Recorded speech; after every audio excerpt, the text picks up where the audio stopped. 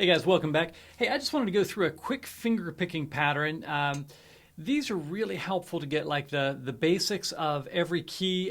Basically, if you're playing on acoustic guitar, you want to be able to play in 6 keys: C, A, G, E, and D, so the caged keys, and then the key of B. If you know those 6 keys, you can pretty much survive in any sort of acoustic situation just by putting a capo on and putting it into one of the flat keys. But you really need to learn your sharp keys.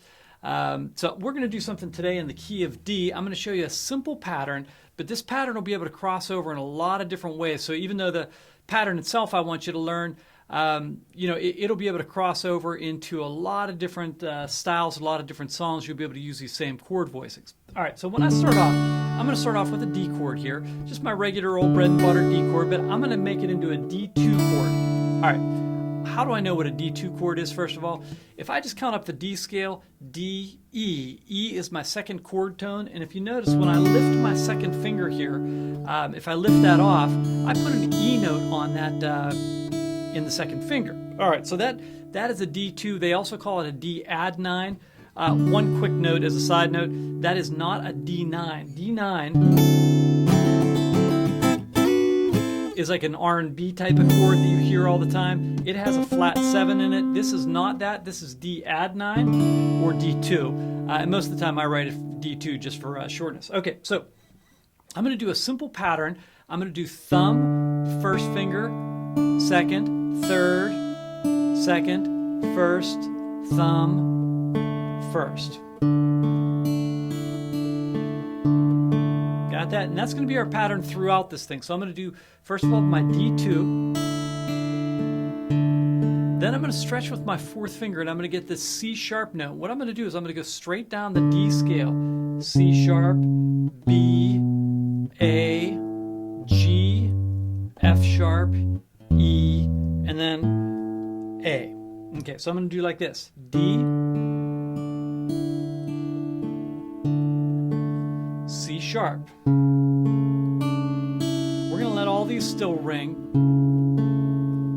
B, and now watch how I do this. That's a little bit of a stretch already there, but if I do this chord, I'm going to get this B note. In order to get that, my fingers are going to have to change. I don't know if you can really see this well. It's probably no good angle for this, but instead of being straight in, they're going to angle themselves like that. If you can see my fingers, they go from this to this angle to get that B note in there. So you're going to have to change the orientation of your hand in order to get it. And what normally happens for me, if you see my wrist, it collapses in this way in order to get that. Well, I'm not sure that that's the case. Yeah, I think actually it goes this way is what I do to get that chord. So D. Sorry, I'm figuring out what I'm doing with my own wrist to make these things happen.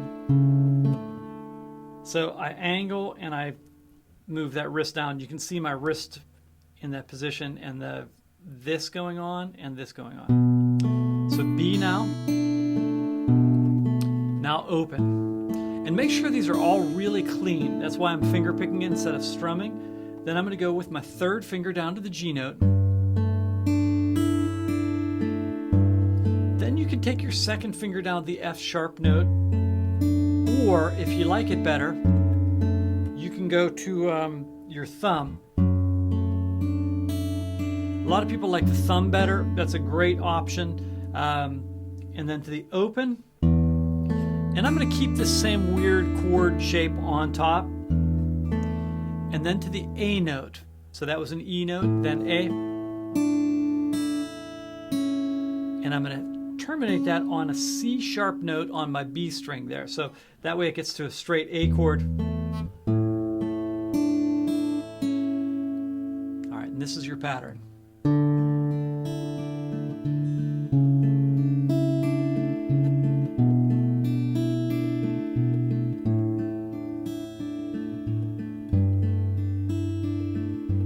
Really beautiful sounding. Maybe a little bit repetitive, but very nice.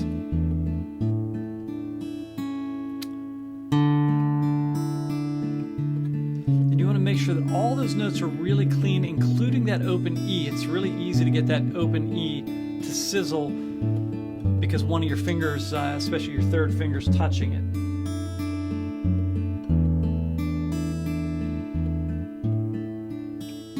Now, if I wanted to put that in 3, 1, 2, 3, 1, 2, 3, 1, 2.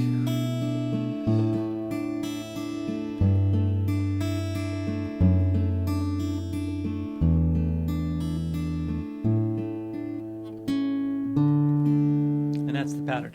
So you can see how all of those voicings then are very, very usable voicings if you're in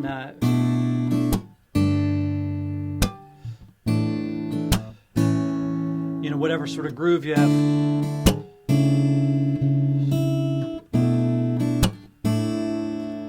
But especially for the finger picky type of stuff, they work really well. So hopefully that helps. God bless until next time.